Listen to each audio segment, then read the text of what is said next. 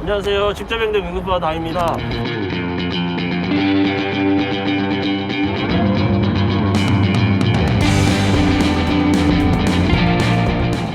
대표 이용이고요. 오늘 어디에 왔나 보시면 뒤에 보시면 알겠지만 서부간선도로 접합부에 왔습니다. 서부간선도로 많이 알려져 있지만 지하도로가 작년 9월 달에 개통이 됐죠. 거기 접합부 들어가서 이야기를 오늘 할 것 같은데요.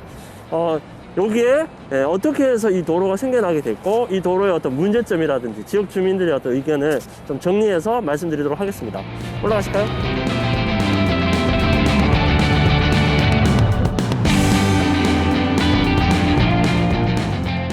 여러분 안녕하세요. 올라오신다고 고생하셨고요. 저 뒤편에 보시면은 서부간선 지하도로라고 써 있습니다. 유료도로고요. 소형차 전용입니다. 이 도로는 2021년 작년 9월에 개통했습니다. 연역을 말씀드리면은 서부간선도로는 대표적인 정체 구간이었습니다. 그래서 뭐 미세먼지라든가 이런 게 많이 생겨서 사람들이 많이 불편해했죠. 여행을 멀리 갔다 오시는 분들도 서해안 쪽으로 오셨다 보면은 항상 여기서 막혀서 되게 답답함을 많이 이야기하셨어요. 그래서 2011년에 여기를 좀 복층화하는 계획을 최초 세웠다가 예산상 여러 가지 문제로 해서 2015년도에 민자 개발을 통해서 사업자를 선정하게 됩니다. 민자 개발은 이후에 다시 좀 설명을 하겠지만 그리 좋은 방법이라고 생각하시는 저는 않고요. 해서 2015년에 서서울 도시고속도로라는 회사를 하나 만들고요. 그 회사가 이 실시협약을 맺게 됩니다. 저는 이 도로를 2016년도 만들기 전에 많은 정치인들이 이 도로가 굉장히 좋다고 얘기했을 때 많은 주민들과 반대 운동을 좀 같이 했었습니다. 그 반대 운동을 한 이유는요, 크게 세 가지입니다. 하나는 당시 처음에 만들 때는 이 구간이 10km나 되는데 매연이 나오는 곳이 세 군데, 네 군데밖에 없었습니다. 특정 주민들이 매연을 마칠 수밖에 없는 구조일 수밖에 없는 거죠. 해서 그 지역 주민들이 적극적인 반대가 많았고요. 결국 여기서 바이패스라는 거를 가지고 왔어요. 그러니까 내부에 있는 매연을 알아서 다 정화하는 시스템이 있다. 해서 환기구를 만들지 말고 잘 정화를 해라. 그래서 두 번째는 발팟이 생겨나는 균열에 대한 충분한 보상과 이런 게 돼야 된다 했습니다. 하지만 그거 없이 일단 공사는 시작하게 됐습니다. 좀 아쉽죠? 그때 많은 분들이 이런 얘기 하셨어요. 너 좀 공부 좀 하고 반대를 해야지. 그렇지 않냐. 단순히 주민들이 싫어한다면 약간 님비 현상처럼 보이잖아요. 그래서 제가 좀 찾아본 바로는 2015년도 감사 결과 보고서가 있었습니다. 그 감사에 의하면은 실제 이 구간은 지하도로를 한다고 해도 상습 정체를 생각보다 완화하기 힘들다. 뒤에 보시는 것처럼 지금 차들이 많이 다니고 있죠. 오늘 일요일인데 굉장히 많이 빠지긴 하셨지만 여전히 평일에도 상습 주체가 일어나고 있습니다. 그리고 두 번째는 뭐냐면은 이 위의 도로를 평면화하고 일반 도로화 한다는 거였어요. 그러니까 소형차는 밑으로 다니고 결국 그러면서 대형차는 위로 갈 수밖에 없는 거예요.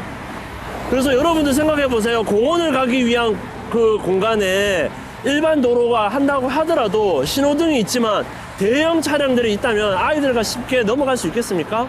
해서 주민들의 피해는 점점 커질 수밖에 없고 거기에 대한 해결 방안을 구체적으로 얘기하라고 했지만 하지 못하고 지금까지 있는 상황입니다.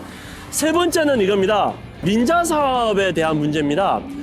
수익은 안정적으로 기업한테 30년간 보장을 하고 결국 소소한 피해와 만들어질 때의 어떤 피해는 인근 주민들이 덤탱이를 쓰게 되고 그리고 그걸 결정한 정치 권력은 임기가 3년, 4년밖에 안 가거든요.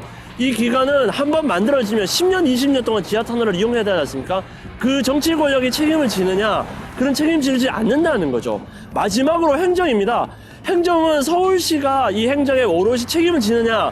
시설을 만들고 하는 건 현대개발, 그리고 이거를 주도하며 관리해야 될 거는 서울시, 그리고 만들어졌을 때 이후에 관리 감독은 영등포구. 서로의 주체가 다르기 때문에 주민들의 어떤 피해 사항을 이야기를 했을 때 서로 미룬다는 겁니다. 결국 책임과 어떤 권한은 나누고 수익은 일정 정도 한 곳에 집중시키고 주민들은 전체적인 피해자가 될 수밖에 없는 구조. 이 민자개발에 이런 문제가 있다는 것을 꼭 얘기하고 싶었습니다. 네, 지역의 여러 개발 사업에 대한 내용을 또 많지만 이렇게 기반 시설에 대해서 제가 이야기한 이유는 지역 정당의 필요성을 더 절실하게 느꼈다는 겁니다. 당시 이 서부 간선 지하도로를 만들 때 여러 당이 관심을 가지고 이 주민들의 편의라고 얘기했었어요. 하지만 여기에는 광역의 요건, 지자체 요구가 다른 겁니다.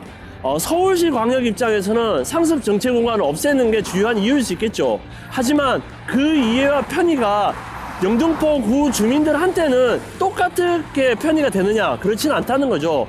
지자체의 어떤 필요한 거가 인근 주민의 편의를 위한 정치적인 어떤 결사체라든지 이야기를 할 수 있는 어떤 거기 없다면은 계속해서 이런 개발 사업은 계속 일어나고 지자체 주민들은 항상 불만과 불평에 소외될 수밖에 없다는 겁니다.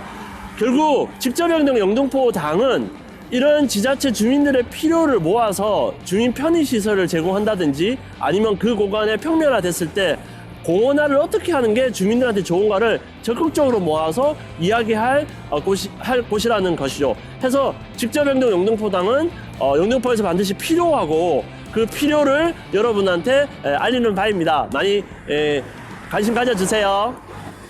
오늘 서부간선 지하도로 와봤는데요. 재밌으셨나요? 예. 다음은 지역에 그 지식산업센터가 되게 많이 생기고 있습니다. 많은 분들은 지식산업센터가 생기면은 거주 인원도 많아지고 일거리가 많다고 생각하시는데요. 실제 자세히 들여보는 걸 못 보셨을 거예요. 다음에는 영등포 특히 양평1동, 양평2동, 당산1동에 생기고 있는 지식산업센터를 한번 꼼꼼히 살펴볼 겁니다. 그때까지 기대해 주세요.